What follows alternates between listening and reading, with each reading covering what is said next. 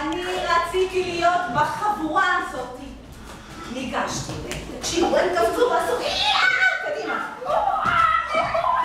אמרתי להם שלום, במקום שהם יענו לי, הם הסתכלו עליי בשוק, תמשיכו לקפוץ. כשאמרתי להם שלום, הם היו המומים. שלום!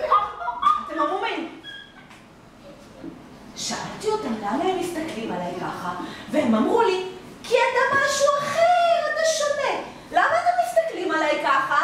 כי אתה משהו אחר, אתה שונה. נכון.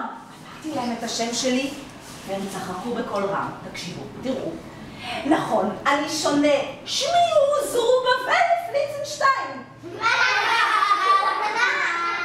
הצביעו עליי ואמרו לי, אתה משהו אחר. אתה משהו אחר. פליצנשטיין. נכון, אבל תקשיבו, מה דעתכם שאני אעמוד פה איתכם ואני אהיה חלק מהחבורה?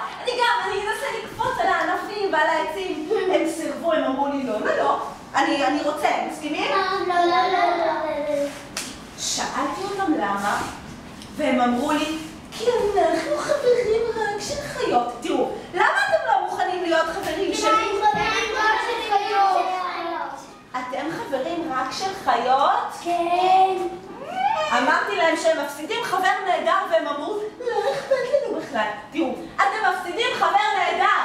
לא אכפת לנו. לא אכפת לכם? אתם מפסידים, יש לי בבית המון צעצועים. לא אכפת לנו. לא אכפת לנו. באמת לא היה אכפת להם. הם המשיכו לקפוץ ולעשות קולות של קופים, ואני אמרתי להם, לא צריך, אני אמצא לי חברים אחרים. וחזרו לעצים שלהם. ואז ראיתי גל חמודים, הארנבים והחיפושית. הארנבים קפצו, וחיפושית קטנה ומתוקה הלכה לידם. וגם עכביש, בואי רותם, עכביש. וחתולה קטנה מלקקת. וצב אחד שהלך בו. צב שהלך בכדור. הם דקדקו אחד את השני. קדימה, תתחילו לדקדק אחד את השני. וצחקו ונהנו. קדימה.